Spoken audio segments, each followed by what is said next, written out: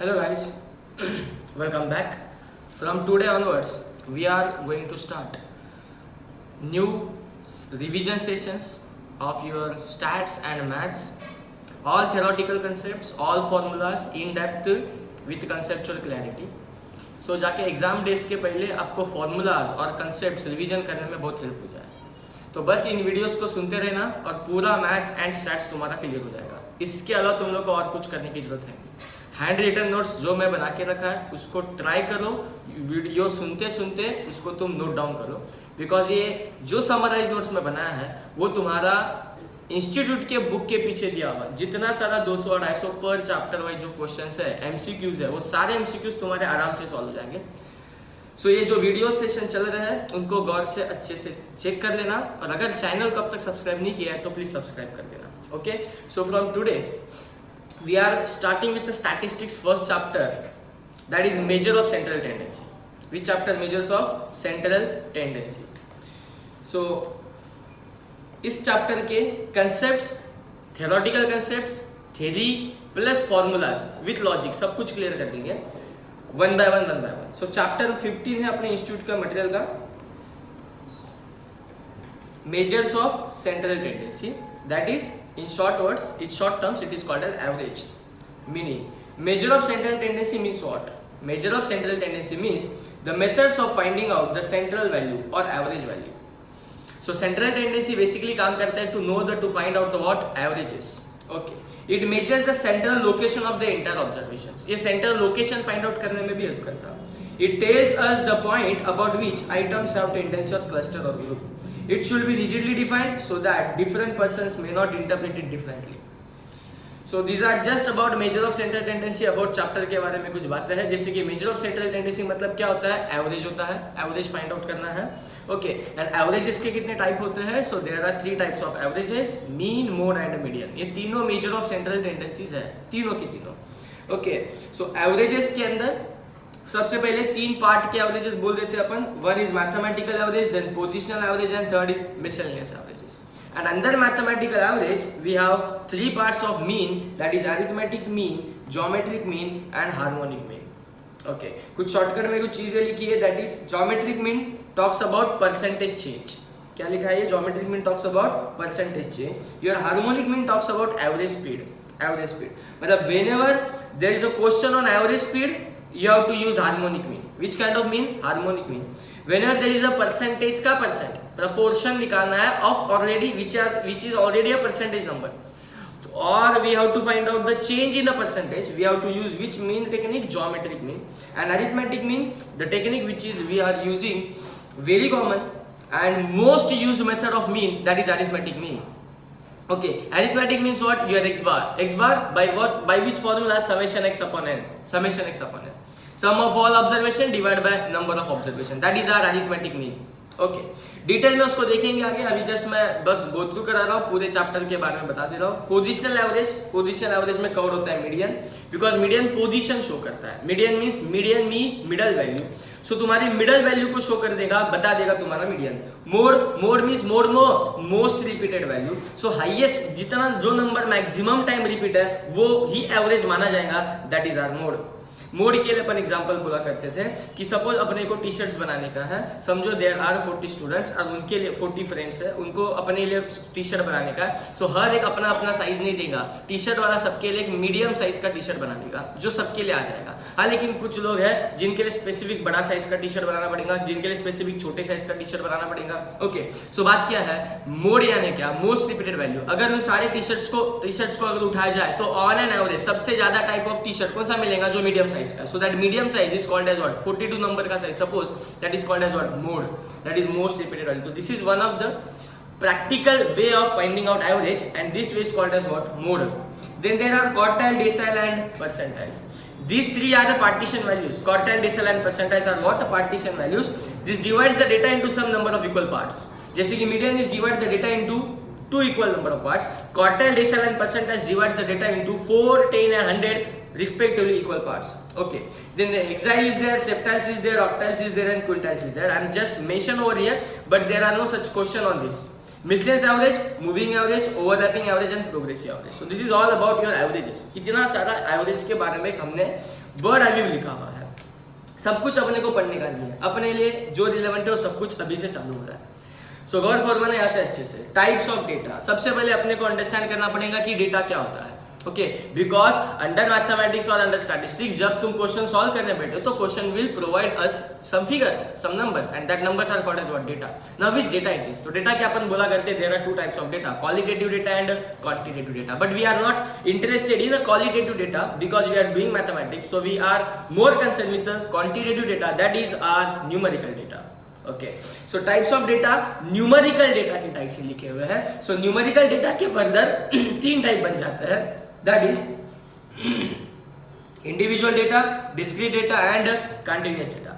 कैसे पहचाने का डेटा इंडिविजुअल है? सो इंडिविजुअल डेटा मतलब रॉ डेटा। इंडिविजुअल डेटा यानी वो डेटा जो क्वेश्चन तुम लोग को कॉमा डाल के दिया जाएगा। अगर तुम लोग को सिंगल सीरीज प्रोवाइड की है, बहुत सारे नंबर प्रोवाइड किए, कॉमा डाल के प्रोवाइड किए या बॉक्स फॉर्म में प्रोवाइड किए, लेकिन there is only single series, such data is called as what यार? Individual data. Now when called to be data to be called as a discrete data और data to be called as a continuous data.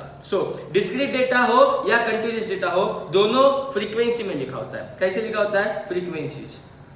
So discrete data हो या continuous data हो, दोनों frequency में रहेगा। तो यहाँ पे भी एफ कॉलम है, यहाँ पे भी एफ कॉलम है, दोनों फ्रीक्वेंसीज में है। ओके, सो कैसे पहचाना जाएंगे डिस्क्रीट कौन सा, कंटीन्यूअस कौन सा? तो under continuous data there is a CI, class interval. Class interval है जैसे कि 0 to 10, 10 to 20, 20 to 30। अगर इस तरीके का डेटा दिख रहा है, इस तरीके का क्वेश्चन दिख रहा है, नंबर्स दिख रहे हैं, मतलब समझ जाने का डेटा इज कंटीन्यूअस। ओके, अगर सिर्फ सिंगल सीरीज दिख रही है, मतलब समझ जाने का डेटा इज डिस्क्रीट। तुम बोलेंगे इसकी जरूरत क्यों, अपने को पहचाना क्यों है? अरे इसी के ऊपर तो आपका स्टैट्स डिपेंड है, पूरा स्टैट्स। पहले डेटा समझ लो, पहले डेटा यानी क्वेश्चन का टाइप समझ लो कि वो इंडिविजुअल की तरफ से, डिस्क्रीट की तरफ से, कंटीन्यूअस की तरफ से।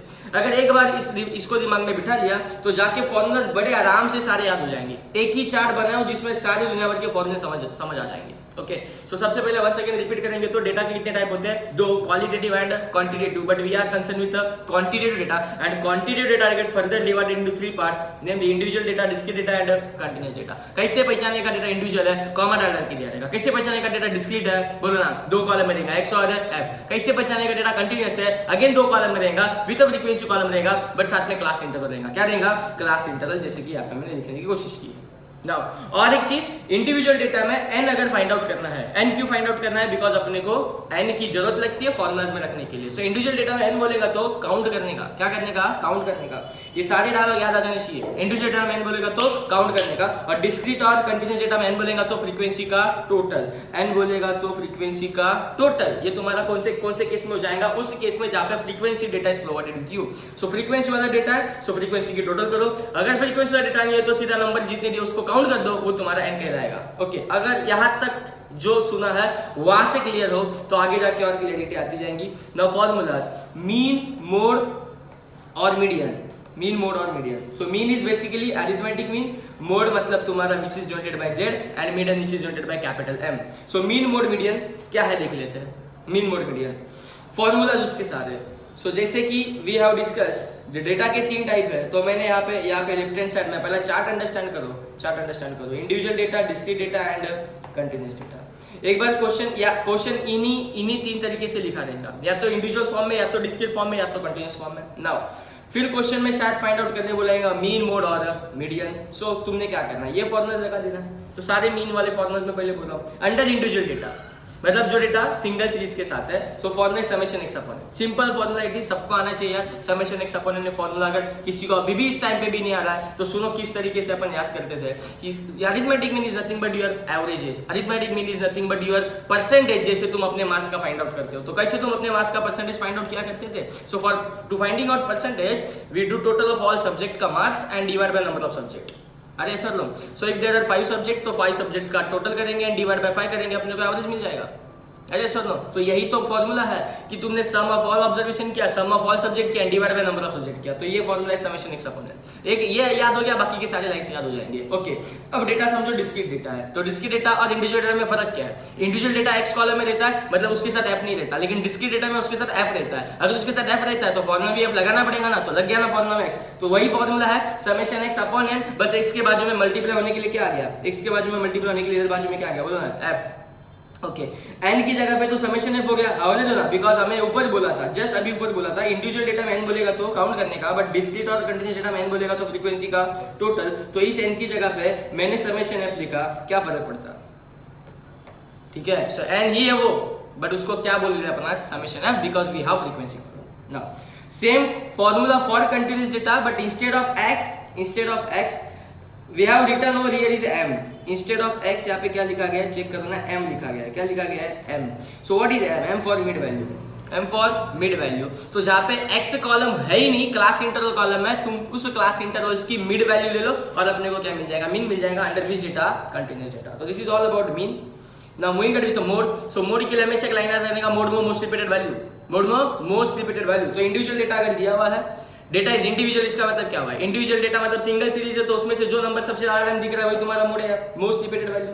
देन डिस्क्रीट डेटा मतलब data with X and F column, data with X and F column, और ऐसे डेटा से अपने को क्या फाइंड आउट करना है, अगर मोड फाइंड आउट करना है, so mode is value in front of highest frequency, value in front of highest frequency, check करने यहाँ पे लिखा हुआ है, value in front of highest frequency. Frequency यानी वो कॉलम नंबर ऑफ एलिमेंट बता देता है, मोड मतलब वो चीज जो अपने को जो सबसे मैक्सिमम टाइम है वो लिखना है। सो एफ अगर नंबर ऑफ एलिमेंट बताता है, सो गिवन डेटा के अंदर एफ के सामने जो सबसे बड़ा फ्रीक्वेंसी का नंबर लिखा हुआ है, उसके सामने जो एक्स कॉलम में नंबर बेटा, दैट इज योर आंसर। अगर नहीं इमेजिन होगा तो मैं इसे लिखना चाहता हूँ, डिस्क्रीट डेटा मतलब this is your, this kind of data it is discrete data. Discrete data मतलब एक्स और एफ कॉलम में रहेगा, अगर एक्स और एफ कॉलम में रहेगा तो समझे यहाँ पे 2, 3, 4, 8 कुछ भी नंबर है, फ्रीक्वेंसी के सामने भी 10, 20, 22 एंड 18 ऐसे कुछ नंबर है। तो इनमें से सबसे हाईएस्ट फ्रीक्वेंसी कौन है, सबसे हाईएस्ट फ्रीक्वेंसी इज 22, तो इस 22 के सामने जो नंबर बैठा है that number is your answer, ये मतलब निकाला था इसका। ओके देन कंटिन्यूअस डेटा के केस में यही वाला काम कर रहा हूं, वी आर प्रोवाइडेड विथ, बोलो कौन से दो कॉलम, कंटिन्यूअस डेटा मतलब क्लास इंटरवल एंड फ्रीक्वेंसी। तो क्लास इंटरवल एंड फ्रीक्वेंसी मतलब समझो 10 to 20, 20 to 30, 30 to 40, 40 to 50 and 50 to 60, ऐसा कोई डेटा दिया हुआ है, उसके सामने कुछ फ्रीक्वेंसी रखी हुई है, जैसे कि 8, 7, 12, देन तुम्हारा 3 एंड 5, कुछ भी लिख रहा हूं नंबर्स। ओके देन इस केस में भी मैं मुझे मोड निकालना चाहता, तो मोड में मतलब क्या बोला, हाईएस्ट फ्रीक्वेंसी के सामने वाला वैल्यू। तो फ्रीक्वेंसी मतलब नंबर ऑफ एलिमेंट शो करता है, तो हाईएस्ट एलिमेंट तो मुझे यहाँ पे दिख रहा है 12, सो 12 के सामने वाला number, 12 is not answer, highest frequency के सामने एक्स कॉलम में कौन सा नंबर बैठा है, तो एक्स कॉलम में यहाँ पे नंबर नहीं बैठा है, यहाँ पे क्लास बैठा है, तो लगेगा फॉर्मूला। तो सेम टू सेम स्टेप मैंने लगाया है जो मैं डिस्क्रीट डेटा के लिए किया करता है। डिस्क्रीट के केस में मैंने क्या बोला, हाईएस्ट फ्रीक्वेंसी ढूंढो और हाईएस्ट फ्रीक्वेंसी के सामने पड़ा हुआ नंबर इज योर आंसर। यहाँ पे भी वही कर रहा हूँ, हाईएस्ट फ्रीक्वेंसी ढूंढ लिया और उसके सामने पड़ा हुआ number is your answer, but सामने आज नंबर नहीं है ना यार, नंबर होता तो वही आंसर बन जाता, नंबर नहीं है तो फॉर्मूला लगेगा, क्या है, क्लास इंटरवल है, तो फॉर्मूला ये है अपना L1 plus F1 minus F0 upon 2 F1 minus F0 minus F2 into H। F1 L1 plus L1 मतलब लोअर, जो अभी हमने हाईएस्ट फ्रीक्वेंसी के सामने का क्लास इंटरवल पता किया, मतलब अपने एग्जांपल में 30 to 40 के सामने का जो 30 है that is your L1, that is your L1। Side वाला जो H है फॉर्मूला में, जो H है, H का मतलब क्या है, H यानी difference between class interval 40 minus 30 that is 10। Now तुम बोलेंगे F1 F0 F2 ये सब क्या है, सो जो हाईएस्ट फ्रीक्वेंसी तुमने ढूंढ लिया है दैट हाईएस्ट फ्रीक्वेंसी ये जो नंबर 12 तुमने ढूंढ लिया है, number 12, this number 12 is to be called as F1, this number 12 is to be called as F1 that is highest frequency. इसके ऊपर वाली फ्रीक्वेंसी को F0 बोल देना है, उसके सक्सीडिंग फ्रीक्वेंसी को F2 बोल देना है। So this is your F0 F1 and F2, just formula put up करो तुम्हारा आंसर आ जाएगा। So this formula for mode under continuous data L1 plus F1 minus F0 upon 2 F1 minus F0 minus F2 into H। Then what about median? Median को बहुत अच्छे से गौर फरमाना, the reason is median आ जाएगा तो quartile, decile, percentile सब कुछ आ जाता है, इतना लॉजिकल है। सो मीडियन पे अच्छे से समझना क्या चीज है। पहला मीडियन के बारे में कुछ बातें करूं तो यहाँ पे लिखना चाहता हूँ। सो मीडियन क्या कर देता है, मीडियन तुम्हारे डेटा के 2 इक्वल पार्ट कर देता है। Median divides the data into 2 equal parts. So median divides the data into 2 equal parts. So क्या करना है, तुमने डेटा को पहले अरेंज कर लेना है, अगर data is individual data. So individual data है तो पहले उसको सबसे पहली चीज अरेंज कर लो। क्या कर लो, स्टेप्स लिखा है यहाँ पे मैंने, अच्छे से चेक कर लेना, ये स्टेप्स को याद कर लेना, तुम्हारा सब कुछ हो जाएगा। So arrange the data in ascending order. Then arrange कर लेने के बाद n+1/2 तुमने सेकंड वैल्यू मिड वैल्यू पता करनी है ना, mid value is a median ना, तो समझो there are 20 numbers out of which what is mid value, mid value 10th number. So 10th ये नंबर आया कैसे? तुम लोग को समझो देयर आर 20 फ्रेंड्स जो 2 टीम बनाना चाहते हैं, क्रिकेट का मैच खेलना चाहते हैं, तो हर एक टीम में कितने बंदे जाएंगे? 10-10 जाएंगे। सो ये 10 तुमने कैसे पता किया? ये तो बहुत प्रैक्टिकली अपन बहुत बार किए बचपन में, बट ये जो तुमने किया है ना, that is nothing but your median. तुमने डेटा के 2 पार्ट किए, तुमने 2 इक्वल ग्रुप बना दिए। सो 2 इक्वल ग्रुप जिस पॉइंट पे बने, जिस नंबर पे बने, उस नंबर को मीडियन बोलने का। तो कितने 2 के इक्वल ग्रुप बने? 10-10 के इक्वल ग्रुप बने, तो that at that 10th point is called as your median, is called as what? Your median. So median करने के लिए डिवाइड बाय क्या करना पड़ता है? 2 करना पड़ता है। सो तुमने क्या कर दिया? सो टोटल डेटा ले लिया, डिवाइड बाय 2 कर दिया। बट इससे आंसर नहीं आता, इससे पोजीशन आता है, ऐसा अपन बोला करते थे। मतलब क्या आएगा? ऑब्जर्वेशन आएगा। सो मीडियन मतलब n/2 नहीं, n+1/2 इंडिविजुअल डेटा है। क्या है? Individual data. और कब +1 नहीं लगेगा? तब +1 यूज नहीं करने का जब डिस्क्रीट और कंटिन्यूअस डेटा है। तो ये छोटा सा पॉइंट है, हल्का सा याद रखना। So median is equal to n+1/2 observation and value on that position. Okay, मतलब समझो there are 10 numbers, there are 9 numbers, suppose 9 numbers, 9 तो n is equal to 9 +1 10 divide by 2 is 5। So 5 is not a median का answer. 5th number उस series में, उस 9 number की series को तूने पहले अरेंज किया, अरेंज करने के बाद अब उस अरेंज सीरीज में जो 5वां नंबर बैठा है, that is your median, and ना कि 5 इज योर मीडियन का answer. I hope it is clear. So that's why our written over here is value on that position. Value on that position is called as what? Your median. Moving ahead with the next data type, that is discrete. So discrete data मतलब again यहाँ पे लिखा हुआ है with the column x and f. तो first of all we have to find out CF, that is cumulative frequency. क्या find out करना है? Cumulative frequency. सारे लॉजिक्स मैंने पढ़ाते समय सब कुछ चीजें बोल दी है। अब जस्ट रिवीजन चल रहा है, तुम्हारा भी टाइम वेस्ट नहीं होना है, तो बस बार बार सुन लोगे, दिमाग में चीजें फिट हो जाएगी। और सारा जो एक्सप्लेनेशन सिखाते टाइम हमने दिया वो सब कुछ याद रहना चाहिए।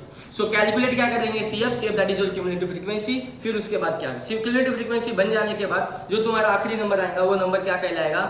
n, या फिर तुम्हारा f फ्रीक्वेंसी कॉलम का टोटल तुम्हारा क्या कहलाएगा? n। अगेन मीडियन है तो डिवाइड बाय 2 कर लो, आंसर आ जाएगा। बट डिवाइड बाय 2 करके आंसर नहीं आएगा तो क्या आ जाएगा? ऑब्जर्वेशन आएगा। और ऑब्जर्वेशन को बाद में ये कुछ लाइनें याद आ जानी चाहिए। ये क्या लिखा है? अपन ऐसा बोला करते थे, सपोज मैंने CF फाइंड आउट किया। सो CF फाइंड आउट करने से क्या आ गया? 10 + 20 + 22 + 80, 10 + 20 + 22 + 80, तो इसकी टोटल करनी पड़ेगी। सो थोड़ा एक सेकंड यहाँ पे काम करके बताते हैं। सो जितना हो सके यही से समझने की कोशिश करो। तो सबसे पहले मैंने क्या फाइंड आउट करना है? CF।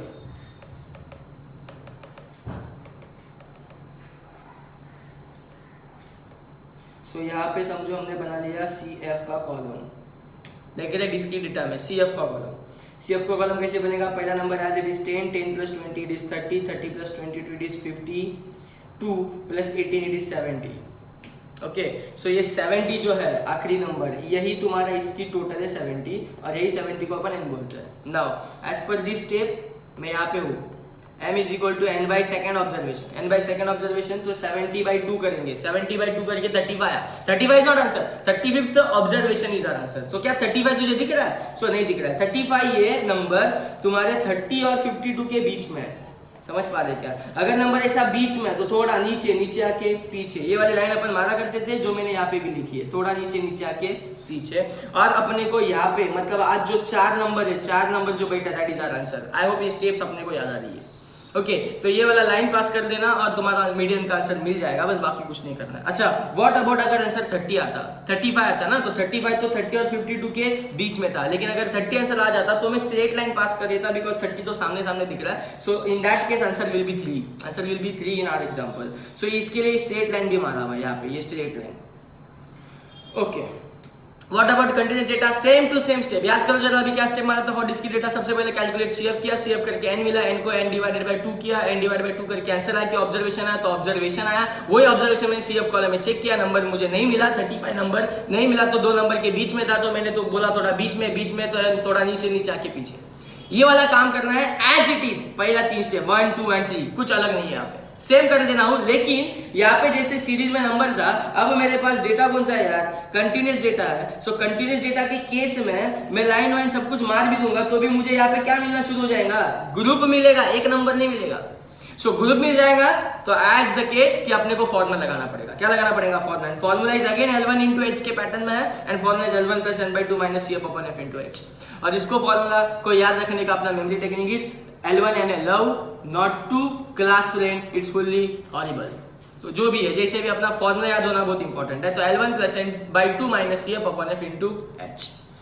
इस फॉर्मूला से तुम लोग क्या कर दोगे? तुम्हारा आंसर निकाल दोगे। This is all about mean, mode and median. Now जैसे कि मैंने बोला, अगर मीडियन आ जाता है तुम लोग ने अगर मीडियन फाइंड आउट करना समझ जाते हो तो तुम क्वार्टाइल डेसिमल परसेंटाइल आराम से समझ जाओगे। सो क्वार्टाइल डेसिमल परसेंटाइल कैसे समझ जाएंगे? पूरे मीडियन की जितनी सारी यहाँ पे स्टेप्स लिखे, ये जितने सारे स्टेप्स लिखे ये मीडियन वाले वहां पे जाके क्या करना, वहां पे जहां पे 2 लिखा वहां पे 4 कर देना, तुम्हारा आंसर क्वार्टाइल का हो जाएगा। जहां पे 2 लिखा वहां पे 10 लिख देना, आंसर डेसिमल हो जाएगा। और 100 लिख देना तो परसेंटाइल हो जाएगा। सो यही लिखा है, replace n/2 replace n/2 replace n/2। तो क्वार्टाइल के केस में n/2 को 4 से डिवाइड कर, 10 से डिवाइड कर, 100 से डिवाइड कर, तुम्हारा डेसिमल परसेंटाइल रिस्पेक्टिव आते जाएगा। बट दिक्कत ये है ना, there is only 1 median. Data के 2 इक्वल पार्ट करने के लिए एक ही पार्टीशन डालना पड़ता है। So there is only 1 median, M1, that's it. और you can say only M। But what about quartile? Quartile यानी वो पार्टीशन वैल्यू है जो डेटा के 4 पार्ट करता है। 4 पार्ट करेगा तो उसके लिए 3 पार्टीशन डालना पड़ेगा। डेसिमल यानी वो पार्टीशन वैल्यू जो डेटा के 10 पार्ट करते हो, 10 पार्ट करेगा तो कितना? 9 पार्टीशन डालने के बाद 10 पार्ट हो जाता। एंड सेम फॉर अगर 100 पार्ट्स करना है तो 99 पार्टीशन डालना पड़ेगा, तब जाके 100 पार्ट्स होएगा। सो बताना ये है क्या कि अगर देयर इज ओनली 1 मीडियन तो M का सिंगल फॉर्मूला था। बट देयर आर 3 क्वार्टाइल्स तो क्वार्टाइल्स के 3 फॉर्मूले। देयर आर 9 डेसिमल्स तो डेसिमल्स के तो 9 फॉर्मूला है। देयर आर 99% मतलब परसेंटाइल के तो 99 फॉर्मूला है। बट अपन पागल नहीं इतने फॉर्मूला याद करने के लिए। तो सिंपल चीज ये है कि जो पोजीशन का क्वार्टाइल डेसिमल परसेंटाइल निकालना चाहते हो उस पोजीशन से तुम मल्टीप्लाई कर देना। मतलब क्या बोलना चाहता हूं मैं, अगर मैं Q3 निकालना चाहता हूं तो सिंपल n/4 को डिवाइड बाय 3 कर देना। अगर मैं D6 निकालना चाहता हूं तो सिंपल n/10 को मल्टीप्लाई बाय 6 कर देना। अगर मैं D12 निकालना चाहता हूं, होता ही नहीं है, because there are only D9 9th decimal. अगर मैं परसेंटाइल का 30 निकालना चाहता हूं, सो n/100 करने का मैंने बोला, और 30 परसेंटाइल चाहिए, इसके लिए मल्टीप्लाई बाय 30 कर देने का। सो वो जो नंबर्स है उनको मैं R बोला। क्या बोला? R। और अपन इस तरीके से बोला करते थे कि जहां पे n है उसको क्या करो यार, Rn करो, Rn करो, Rn करो। सो ये n था, ये बन गया Rn, n बन गया Rn, n बन गया Rn, और 2 की जगह पे 4, 10 एंड 100 रिस्पेक्टिवली तुम्हारा quartile decimal percentile same to same ये चार्ट जो मीडियन का बना है। बाकी all other steps are same. मतलब एक बार अगेन रिवाइज करूं तो मीडियन के केस में अगर डेटा इज इंडिविजुअल, तुम यहां से गो थ्रू कर सकते हो स्क्रीन से। मीडियन के केस में डेटा इज इंडिविजुअल, कुछ 3 स्टेप मारना पड़ता है। सबसे पहले arrange the data in ascending order. Arrange करने के बाद उसको काउंट करो, काउंट करके जो मिला उसको n बोलो, n को डिवाइड बाय 2 करो and you will arrive at the position कि ऑन दैट पोजीशन तुम्हारा मीडियन बैठा है। लेकिन अगर यही क्वार्टाइल करना है तो n को डिवाइड बाय 2 की जगह पे 4 कर दो। लेकिन क्वार्टाइल 3 है तो सेकंड थर्ड क्वार्टाइल के केस में multiply by 2 and multiply by 3 respective कर देना। डेसिमल चाहिए तो n को, इसी n को डिवाइडेड बाय क्या कर देना यार, 10 कर देना। और अगर 7th 6th 5th डेसिमल चाहिए तो मल्टीप्लाई बाय रिस्पेक्टिव नंबर कर देना। Same for percentile, divide by 100 कर देना, जो परसेंटाइल चाहिए उससे मल्टीप्लाई कर देना। Okay, this is your individual data. Individual data के हिसाब से तुमने मीडियन निकालना सीखा, क्वार्टाइल निकालना सीखा, decimal percentile, everything. Now same for discrete data, screen पे देख लेना स्टेप्स लिखा हुआ है, क्या स्टेप्स है। अंडर डिस्क्रीट डेटा अगेन तुमने कैलकुलेट क्या करना है, CF कैलकुलेट करने के बाद तुम लोग को आखिरी नंबर जो मिलेगा वही तुम्हारा n है। उस n को अगर मीडियन निकालने पड़े तो डिवाइड बाय 2 कर देना। n बाय डिवाइड 2 करके तुम लोग को आंसर नहीं मिलेगा, तुम लोग को ऑब्जर्वेशन मिलेगा जो तुमने CF कॉलम में चेक करना है। और अगर वो CF कॉलम में मिल जाता है CF कॉलम में, तो जाके तुमने क्या करना है, उस मिल जाता है तो स्ट्रेट लाइन पास करना है। नहीं मिल जाता है, मोस्ट ऑफ द केस में ये होगा, नहीं मिलेगा तो 2 नंबर के बीच में रहेगा वैल्यू। अगर ऐसा 2 नंबर के बीच में थोड़ा नीचे आके पीछे वाली लाइन पास कर देना। और फिर जो x कॉलम है, पहले कॉलम में नंबर बेटा, that is your answer. I hope it is clear. Now यही स्टेप मैंने डेसिमल परसेंटाइल के लिए करना है। बस मैं जहां पे n/2 करता था वहां पे Rn/4, Rn/10 एंड Rn/100 करना है। I hope it is clear कि किस तरीके से उसको एप्लीकेबल करना है, किस तरीके से उसको अप्लाई करना है। And finally percentile, once again revising. So again वही steps, calculate CF, then n/4 अगर क्वार्टाइल है, Rn/4 डेसिमल है, Rn/10 परसेंटाइल, Rn/100, और अगर मीडियन है नॉर्मल तो n/2। क्लियर है। और ये करके तुम लोग आंसर नहीं मिलेगा, लेकिन क्या मिल जाएगा यार, ऑब्जर्वेशन मिलेगा। वो ऑब्जर्वेशन कौन से कॉलम में चेक करने का, CF कॉलम है। CF कॉलम में मोस्ट केस में नहीं दिखेगा, किसी 2 नंबर के बीच में रहेगा। सो वैल्यू थोड़ा नीचे आके पीछे, ये वाला काम लाइन मार देना। सो अगेन तुम्हारा पहले कॉलम में तुम लोग को एक आंसर मिल जाना चाहिए था, बट वहां पे क्लास इंटरवल तो तुम लोग को आंसर नहीं मिलेगा। तो क्या करेंगे, तो उस क्लास इंटरवल को पकड़ते हुए अपन फॉर्मूला लगा देंगे। और formula for median is L1 + n/2 - CF upon F * H। अरे सॉरी नो, क्वार्टाइल के केस में सेम टू सेम फॉर्मूला, बस n/2 क्या हो जाएगा, Rn/4, n/2 क्या हो जाएगा, Rn/10 in case of decimal, and n/2 क्या हो जाएगा, Rn/100 in case of percentile. So अगर मैं फॉर्मूला भी बात कर दूं कंटिन्यूस डेटा वाला फॉर्मूला भी बात करूं तो क्या कंटिन्यूस डेटा वाला फॉर्मूला बन जाएगा तुम्हारा L1 प्लस ये n/2 जो है ये यहाँ पे जो n/2 है ये बस खाली चेंज होता रहेगा, बाकी everything is same. So this is all about your formulas, mean, mode, median, quartile, decimal, percentile. There are some other formulas, some other methods of arithmetic mean, जैसे कि weighted arithmetic mean चाहिए। So weighted मतलब W का column दिया जाएगा, W for weights। तो simple जो आज तक काम तुम्हारा फ्रीक्वेंसी कर रहा था वो काम W कर देगा। तो तुमने फ्रीक्वेंसी वाले के केस में मीन का formula summation FX upon summation में बोला था, कंपैरिजन से पढ़ो यार, हमेशा कंपैरिजन से पढ़ोगे तो वही चीजें बार बार अलग अलग नाम से बोली जा रही है। वेटेड मीन बोल रहे हैं, सो फ्रीक्वेंसी की जगह पे W दिया है तो F की जगह पे फॉर्मूला में W डाल देना, तो formula summation WX upon summation W। Okay, then deviation method is there. So under deviation method तुम क्या कर लेते हो, तुम एक अज्यूम्ड कर लेते हो कोई भी value as a mean, assumed mean. Okay, series दी रहती है, याद कर लेना, क्वेश्चन जितने सॉल्व किए सब कुछ रेफर कर देना। तुम लोग एक सीरीज में से कोई भी एक नंबर अज्यूम कर लोगे, उसको ए बोल दोगे, क्या बोल दोगे, A. So A is your assumed mean, A is your assume mean. और फिर जाके तुम क्या करना है, A is our assume mean, उसको हर एक एक्स में से माइनस कर देना। ये वाला काम अपन तब करते हैं, या डेविएशन मेथड तब काम आती है जब अपने को बहुत बड़े नंबर ऑफ सीरीज के अंदर, डेटा के अंदर बहुत बड़े बड़े नंबर है। So try to convert it into smaller number, smallest number and solve your mean का answer by deviation method.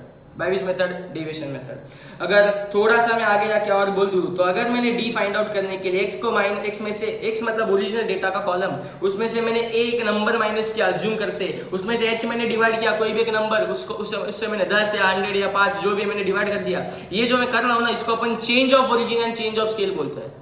Okay, आगे आएगा डिस्कशन में, क्या बोलते हैं, change of origin and change of scale. मतलब प्लस माइनस करना is called as change of origin and division multiply करना is called as change of scale. So ये nothing but change of scale हो रहा है, चेंज ऑफ स्केल पे formula बना हुआ है। और डेविएशन मेथड का formula is x bar is equal to a plus जो अज्यूम किया उसको ऐड बैक कर लो x के टाइम पे। हर टाइम तूने जब x में से x के नंबर बहुत बड़े बड़े थे, सीरीज बहुत बड़ी थी, तो तुमने उसको छोटा करने के लिए x में से हर एक नंबर में से एक कोई कांस्टेंट नंबर माइनस किया है। सो नंबर छोटा सीरीज का बन चुका है ताकि तुम्हारा कैलकुलेशन आसान हो जाए। लेकिन फाइनल आंसर करते समय जो तुमने माइनस से किया था उसको अगेन ऐड बैक करना पड़ेगा, जो छोटे नंबर को कन्वर्ट करने को तुमने हर एक बार x को डिवाइड बाय h किया था, अब उसको अगेन मल्टीप्लाई बाय h कर लेना पड़ेगा। So that's why in the formula of mean तुम अगर यहाँ पे गौर फरमाएंगे तो a अलग से ऐड हो रहा है, h अलग से मल्टीप्लाई हो रहा है, बिकॉज d फाइंड आउट करते समय तुमने a को माइनस और h को डिवाइड कर लिया था। सो रिवर्स वाला काम करना पड़ेगा, कहीं तो प्लस हुए तो माइनस भी करना पड़ेगा, कहीं पे तो मल्टीप्लाई हुआ तो डिवाइड भी करना पड़ेगा। अकॉर्डिंगली तुमने a पता कर लिया, d पता कर लिया और d से जाके तुमने फॉर्मूला लगा दिया। बाकी ऑल फॉर्मूला रिमेन सेम, बस x की जगह कौन ले लिया, d ले लिया, d फॉर डेविएशन डिफरेंस।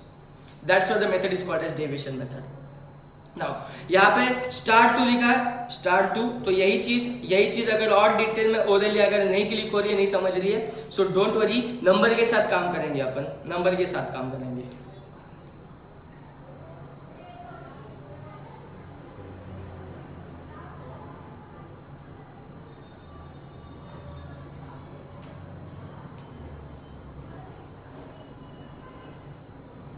यहाँ पे देख सकते हो, suppose this is our data, suppose this is x 2 6 7, ये ओरिजिनल डेटा था। तो उसको तुमने चेंज ऑफ ओरिजिन किया, मतलब क्या किया, कोई नंबर ऐड किया या कोई नंबर सब्सट्रैक्ट किया। ऐड और सब्सट्रैक्ट करना इसको मैंने क्या बोला, बोलने का change of origin. And multiply और डिवाइड करना इसको क्या बोलने का, बोलो चेंज ऑफ स्केल। तो change of origin and change of scale हमने परफॉर्म किया, ऐसा मैंने थोड़ा टाइम पहले बोला है। क्यों परफॉर्म करते हैं, the reason is number smaller number में कन्वर्ट हो जाए, ओके, ताकि अपना कैलकुलेशन आसान हो जाए। So deviation method use this kind of calculations. So now whenever you have add +3 in each x numbers, so तुम्हारा एवरेज आंसर इज +8। मैंने जब ओरिजिनल सीरीज से क्वेश्चन को सॉल्व कर दिया, ये जो नंबर से इनसे जब हमने x बार निकाला तो 5 आया, लेकिन मैंने x+3 के नंबर आए हुए नंबर से x बार निकाला तो 8 आया। तो गौर फरमाओ कि बरोबर आंसर उतने से इंक्रीज हुआ है जितने से तुमने x के हर एक नंबर में सीरीज में जितने से तुमने नंबर को ऐड किया था। सो मैंने क्या किया था, यहाँ पे मैंने x में क्या किया था, x+3 कर दिया था। So we have added number 3, x में हर टाइम मैंने x+3 किया था, तो फाइनल आंसर में भी x+3 आया। अगर ये समझे तो आगे का आंसर फटाफट बोल सकते हो। अगर एक सीरीज में से हर टाइम मैंने -2 किया है, मतलब x के हर एक नंबर में से -2 क्या, तो जो ओरिजिनल x का आंसर आता है उसके कंपैरिजन में x -2 सीरीज का आंसर क्या आ जाएगा, -2 में आ जाएगा फाइनल आंसर।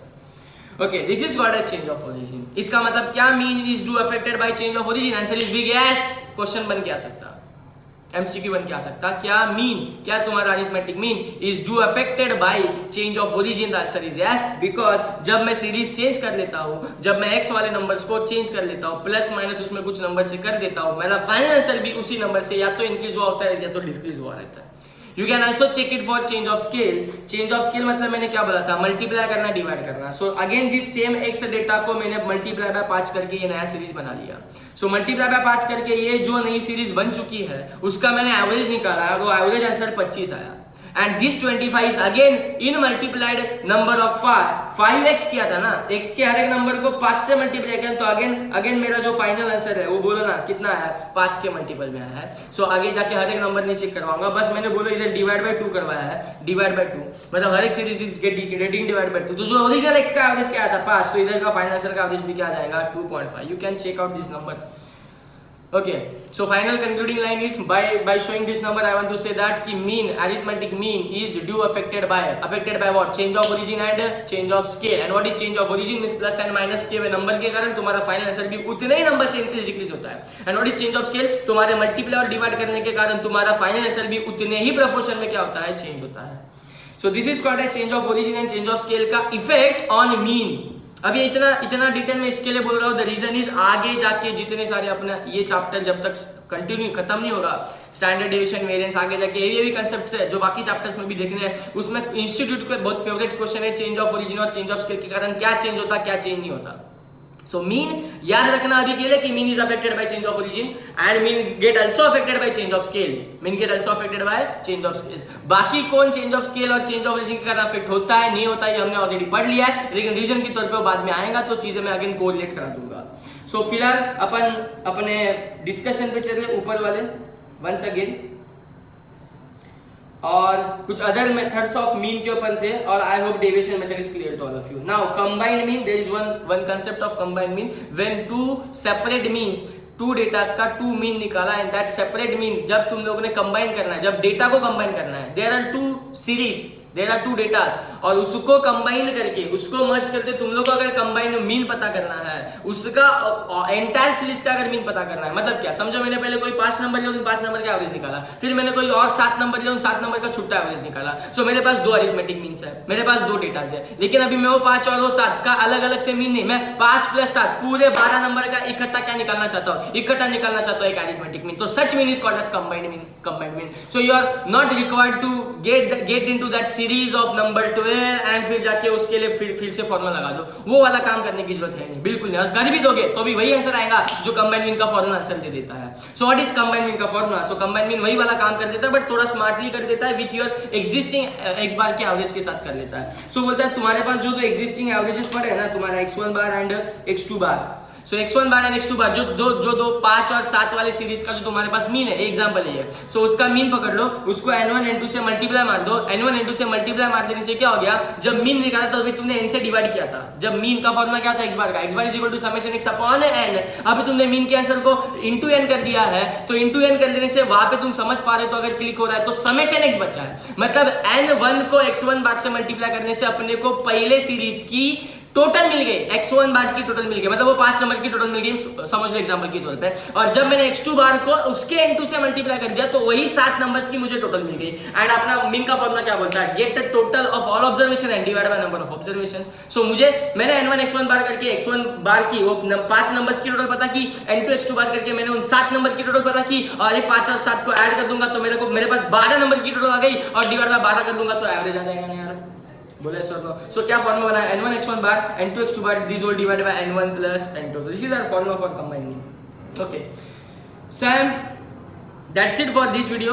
ओके, बाकी सारा ज्योमेट्रिक मीन और हार्मोनिक मीन क्या है, यहाँ पे सेम टू सेम मैंने कुछ वही वाला इंडिविजुअल, डिस्क्रीट और कंटीन्यूअस डेटा के कंपैरिजन में काम कर दिया है, अगेन टेबल बना के काम कर दिया है, और उतना ज्योमेट्रिक और हार्मोनिक मीन चलो अभी बोल देते हैं, ज्योमेट्रिक और हार्मोनिक मीन खत्म कर देते हैं, और उसके बाद नेक्स्ट पार्ट में मैं सारी थ्योरी डिस्कस कर लूंगा। और ये एक मास्टर चार्ट में बना के रखा हूँ, ये मास्टर चार्ट इतना काम आ जाएगा तुम लोग को कि तुम सारे क्वेश्चन आंसर कर पाओगे, ये हमेशा के लिए याद रखना। तो ये सारे थियोरेटिकल पॉइंट्स मैंने ढूंढ के चुन के निकाले। ये सारे कंसेप्ट्स है, ये सारे मैथमेटिकल कंसेप्ट्स है। कंसेप्ट आ गया मतलब समझो तुम लोग को मैथमेटिक्स का ये चैप्टर आ गया, इतना इंपॉर्टेंट बन जाता है। तो ये सेकंड सेशन के लिए मैं रखने वाला हूँ। अभी उसके पहले geometric mean and harmonic mean रख देता हूँ। तो अभी भी चैनल को सब्सक्राइब नहीं किया तो प्लीज कर देना, ताकि नेक्स्ट वीडियो का सब कुछ अपडेट आपको मिलते रहे। सो ज्योमेट्रिक एंड हार्मोनिक मीन कुछ अलग है नहीं। ज्योमेट्रिक मीन एंड हार्मोनिक फटाक से दोनों खत्म कर देता हूं। तो geometric mean is average of mean, average का average is called geometric mean, that is mean proportion. Simple, दो वर्ड याद रखने। ज्योमेट्रिक मीन यानी मीन प्रोपोर्शन और हार्मोनिक मीन यानी it is a substitute to arithmetic mean. Arithmetic mean जो काम कर लेता है वही वाला काम हार्मोनिक मीन कर लेता है। तो ऐसा बोला जाता है कि हार्मोनिक मीन हमने अरिथमेटिक मीन के सब्स्टिट्यूशन में लाया है। तो इसी के लिए हार्मोनिक मीन को कभी उतनी स्पेसिफिक इज्जत मिली नहीं है। हमने हमेशा एप्लीकेशन जब बड़े बड़े चैप्टर्स में करना था तो अरिथमेटिक मीन का ही किया, ना कि हार्मोनिक मीन का किया। बट अभी हार्मोनिक मीन अपने को फाइंड आउट करने बोल सकते हैं, ज्योमेट्रिक मीन अपने को फाइंड आउट करने बोल सकते हैं। सो कर लेंगे। ओके, सो क्या है ज्योमेट्रिक मीन, अरिथमेटिक मीन और हार्मोनिक मीन का कुछ रिलेशन बताना चाहता है। तुम्हारा जो आंसर्स है ये इस पे खेलती है। इंस्टीट्यूट तुम्हारे कैलकुलेशन से बॉदर्ड नहीं है। तुम तो कैलसी लेके जाओगे, प्लस माइनस तुम लोगों को कैलसी पे करना आएगा। इंस्टीट्यूट चाहती है कि तुम्हारा नॉलेज चेक करे। नॉलेज चेक करे मतलब तुम कंसेप्चुअली कितना क्लियर हो।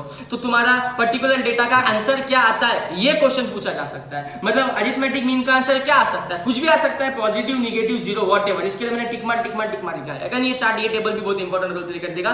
क्वेश्चन बनते हैं इसके ऊपर, प्लीज गौर फरमाओ। ज्योमेट्रिक मीन क्या कर देता है, ज्योमेट्रिक मीन तुम्हारा पॉजिटिव आंसर दे सकता है बट कभी नेगेटिव और जीरो आंसर नहीं दे सकता। रीजन बताता हूं, रीजन समझोगे, कंसेप्चुअल समझोगे तो याद रहेगा। Geometric mean is nothing but averages का averages, and geometric mean uses which technique, geometric mean multiply करके स्क्वायर रूट कर लेता है। मल्टीप्लाई करके स्क्वायर रूट कर देते। तो जब तुमने मल्टीप्लिकेशन परफॉर्म किया तो तुम्हारा नेगेटिव नंबर ऑलरेडी किस में कन्वर्ट हो गया, पॉजिटिव नंबर में कन्वर्ट हो गया। सो तुम्हारा ज्योमेट्रिक मीन का आंसर हमेशा पॉजिटिव आना है। ज्योमेट्रिक मीन का आने वाला फाइनल आंसर हमेशा क्या आना है, positive. It never comes negative and zero, it never comes negative and zero. What about harmonic mean, harmonic mean का आंसर तुम्हारा पॉजिटिव आ सकता है, नेगेटिव आ सकता है, लेकिन जीरो नहीं आ सकता। क्या नहीं आ सकता, जीरो नहीं आ सकता। सो चेक कर लेना। सो ये कुछ अरिथमेटिक, ज्योमेट्रिक मीन और हार्मोनिक मीन के फॉर्मूलाज है। अगर फटाफट क्लियर करा दूं, सो ज्योमेट्रिक मीन ये फॉर्मूला क्या लिखा हुआ है, दिखने के लिए गंदा फॉर्मूला बट सिंपल है। तो यहाँ पे समझ लो, 3 नंबर है, 3 नंबर का मुझे ज्योमेट्रिक मीन निकालना है। तो तीनों नंबर को आपस में मल्टीप्लाई कर लो और उसका क्यूब रूट ले लो।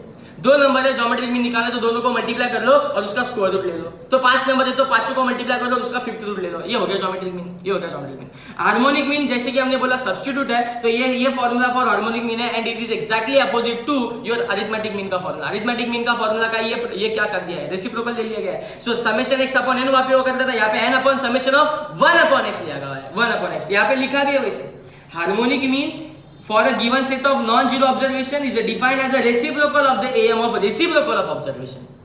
So यही भी लाइन पूछी जा सकती है कि what is harmonic mean। तो harmonic mean is a reciprocal of the arithmetic mean of the reciprocal of the observation, and geometric mean simply takes nth root, simply take what, nth root. So this is how the formula is made. Same to same formula for discrete and continuous data. Only thing is जैसे कि तुम जानते हो individual data मतलब without frequency वाला data, but discrete data यानी with frequency वाला data. सो अब इंडिविजुअल डेटा का अगर ये फॉर्मूला है तो डिस्क्रीट का फॉर्मूला भी ऐसे ही रहेगा। बस ओनली थिंग इज बोलो ना, x के साथ कौन लेना पड़ेगा, f लेना पड़ेगा। सो x के पावर में हमने f1 f2 f1 लेना शुरू किया। एंड एज यू नो, अगर स्टार्टिंग में मैंने बोला कि इंडिविजुअल डेटा में n बोलेगा तो काउंट करने का, और डिस्क्रीट और कंटीन्यूअस डेटा में n बोलेगा तो फ्रीक्वेंसी का टोटल। तो इसके लिए ये 1/n की जगह कौन ले लिया है, समेशन f। कौन ले लिया, summation f। Same for weighted है तो w लग गया तुम्हारा। यहाँ पे भी फॉर्मूला सेम तरीके से चेंज हो रहे, n की जगह पे f आ गया, n की जगह पे कौन आ चुका है, f आ चुका है। तो स्टार्टिंग अगर अच्छे से सुनिए तो ये चीजें, ये फॉर्मूला तुम आराम से खुद से देख पाओगे, कंपैरिजन में आ जाएगा। ये तो सेम ही फॉर्मूला लिखा है, बस नाम चेंज कर दिए, बस उसके नोटेशन चेंज कर दिए है। एंड एंटी लॉग वाला ज्योमेट्रिक मीन का फॉर्मूला जहाँ पे तुम्हारा मल्टीप्लिकेशन और स्क्वायर रूट मल्टीप्लिकेशन करके नंबर ऐसा है जिसका स्क्वायर रूट निकालना इज नॉट इम्पॉसिबल, मतलब वो तुम नहीं पता कर रहे तो तुम अपन लॉग टेक्निक यूज किया करते हैं। ओके, तो लॉगरिथम के ऊपर अलग से वीडियो बना दूंगा, अभी उसमें मैं नहीं जाना चाहता। ओके, और लॉगरिथम वाला ये फॉर्मूला तुम याद भी फिलहाल नहीं करोगे तो भी चल जाएगा, don't worry about it. Harmonic mean का फॉर्मूला सेम बाजू में वैसे बेटा, reciprocal of n1 and n1 plus n2। So these are what combined means, these are weighted। जब weighted बोलेगा तो साथ में क्या आ जाएगा, w आ जाएगा। weighted बोलेगा तो क्या आ जाएगा, w। और इसके बाद अपने यहाँ पे थ्योरी शुरू हो जाएगा। तो ये सेकंड वीडियो भी बहुत इंपॉर्टेंट वीडियो बन जाने वाला है। इस वीडियो को बार बार सुनते रहो। This part is only about your practical stuff with थोड़ा बहुत थ्योरी, बिकॉज थोड़ी बहुत थ्योरी तो मालूम होनी चाहिए, उसके बिना तुम फॉर्मूला नहीं याद कर सकते। And I hope this chart is clear to all of you. इसी चार्ट पे तुम्हारे क्वेश्चन हो जाने वाले हैं, तो इसको ढंग से अच्छे से लिख लेना। That's it for the day, thanks to all of you.